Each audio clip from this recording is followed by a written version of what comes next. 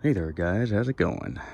Well, as you read from the title already, patch that hole. That's right. You guys see a little, or big rather, hole in my tailpipe of my truck. Right there. And in this little video, I'm just going to show you a very simple and super dirt cheap, yet very, very effective way to fix it. Okay, so these are the basic ingredients that you're gonna need. And forgive me for being a little on the quiet side. It's in the evening and I just don't want to be too loud.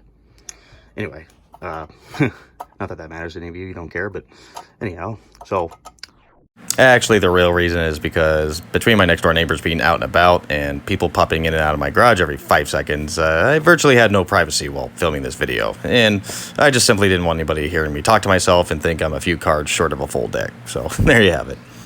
this is gonna be the ugly way to patch that hole that I showed you. And that's okay, you know? I mean, if it's cheap and effective, you know, you ain't got no money or nothing, then who cares if it's ugly, right? Especially if it's underneath the vehicle, nobody's gonna see it unless they get underneath the vehicle, or yeah, so. Anyway, it involves a tin can, couple hose clamps, little 8 or 5/16 socket on a little ratchet here for the hose clamps, your little metal patch from the tin can, and I like to use some JB Weld. Now, a lot of guys and gals that I've heard, they say you can do this repair, the good old aluminum patch with the hose clamps, using a soda style can, or seltzer water can, whatever, soda can. I do not like that idea. I would never use a soda can because the aluminum's just simply too thin for my liking. Will it work? Perhaps. But I figured if you're going to do an ugly job, you might as well, you know, step it up a little bit in quality and just try to do a better job. I don't know, but, and for this, if you have some tin snips and whatnot, of course, you can just cut your little patch out from the can. I don't have any of those, so I just used a Dremel cutoff wheel to cut a good section off of this. So here's my little durable patch here, perfect sized, and all I'm going to do is take my JB Weld tubes here, and I'm just going to put them right on the patch directly and then mix them up and just get a good coating on the inside of this whole thing.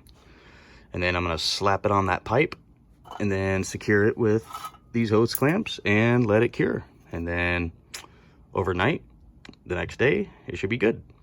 So I'll show you that now. Oh, and also, I guess you don't have to use JB Weld. Some people do, some people don't. I personally like to use JB Weld because, number one, it's relatively inexpensive to have these things lying around. This is even less expensive to have lying around, especially after you just used a can good for something. Save the can. You never know what you need it for. And hose clamps are extremely cheap as well.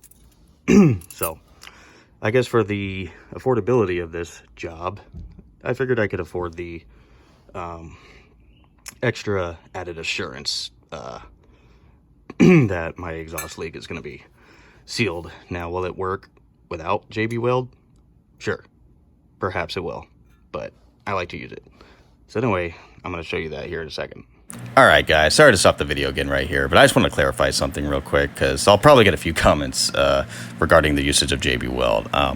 If you're in a pinch, you can get away without using JB Weld on this repair. I've had a couple friends, 2 friends actually, who've done the same exact repair dry, just using the piece of tin can patch and the hose clamps, and it worked perfectly fine for them. They ran air through their system and sprayed the patch area afterwards with soapy water, and they had no air bubbles come through. So worked for them. I never done it dry myself. I've always used the JB Weld. So it's always worked for me, and I've never had any problems with it. So that's the way I always do it. You'll have people probably tell you there's alternatives to JB Weld. Like there's a cheaper product that will work just as good and yada, yada, yada, whatever. Yay for them. If you know something like that, awesome, you do you. But I always use JB Weld just because, it's always worked for me. All right. Now, that being said, the JB Weld I'm using in this video is the standard variety. JB Weld does make an extreme heat variety that's specifically made for exhaust repairs, like what I'm doing. But I never found them necessary to use, just for a simple hole in the tailpipe kind of repair like what I'm doing. I've done this job numerous times with just the standard JB Weld variety. I've never had any issues. It's held up just fine, and for a long time.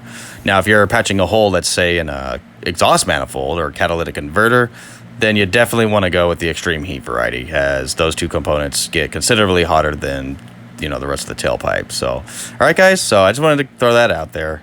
Alrighty, back to the video. Okay, now before I apply the JB Weld, I'm gonna go ahead and make sure the inside of this surface is clean. As you can kind of see there, a little bit of oil or something on there. I'm just gonna clean that real quick with a quick spray of brake cleaner and a paper towel to dry it off, and I'll be back. Okay, there's my JB Weld laid out, and I'm just gonna mix it with the piece of a zip tie that I cut as a stirring stick, and it should be a nice dark gray color afterwards, and I'll go ahead and mix that up. All right, and there is the JB Welds mixed up and spread out on my metal patch here. You can see I used a little too much, so I had to get rid of a lot of excess, but there it is. And now we're ready to slap it on the tailpipe and then secure it with these hose clamps. So I'm gonna go ahead and do that and show you what it looks like. Be right back. All right, guys, and I promise this will be the final pause in the video, just because I forgot to mention a few critical points in the video itself. I was just going to say, before you even place your patch over the whole area, you want to make sure that area, of course, is clean, and you want to scuff it up a little bit with some sandpaper or a wire brush, or even a file will work too. Just scuff it up a little bit and then spray it with brake clean and dry it off, and it'll be ready to go. All right. Now, my recommendation to make this job as easy as possible on yourself, especially if you're doing this by yourself, all alone, without any help, is first you want to make sure your hose clamps are all the way unscrewed, so that you can bring them around the tailpipe and then get them started so that they can dangle freely and out of the way until you place your patch. All right. Now, once you go to place your patch, it is important, actually critical, that you get it positioned accurately from the start. So take your time with it and be careful, because you really, once it makes contact with JB Weld and everything, you don't want to move the patch around too much, okay? Because otherwise you'll just make a mess and potentially ruin the job if you move it around too much. All right. Now, once you're holding that patch with one hand, you, of course, with your other hand, want to bring one of the hose clamps over one end of the patch. And the crappy part is basically you have to tighten one of the hose clamps with your fingers while your other hand's holding the patch. And you just want to tighten the one hose clamp enough until it grabs the patch and holds it in place, so that you can, position the other hose clamp and start working on that, and then tighten both of them fully with your little ratchet with the 5/16 socket. All right, guys, pretty self-explanatory, I know, but I just thought for those of you who've never done this before, I would just, give a good, thorough explanation to give you the best idea of how to go about this yourself. All right, guys? Oh, and also you could see that I, with the excess JB Weld that I had, I went ahead and dressed the edges around the patch as well. You don't have to. I mean, some may say that's overkill, but I always done it that way just for reassurance, and yeah, so just wanted to mention that as well. All right. And there you have it. The finished repair. Is it ugly? Oh yeah. Is it effective? 100%. Absolutely. Alright, guys.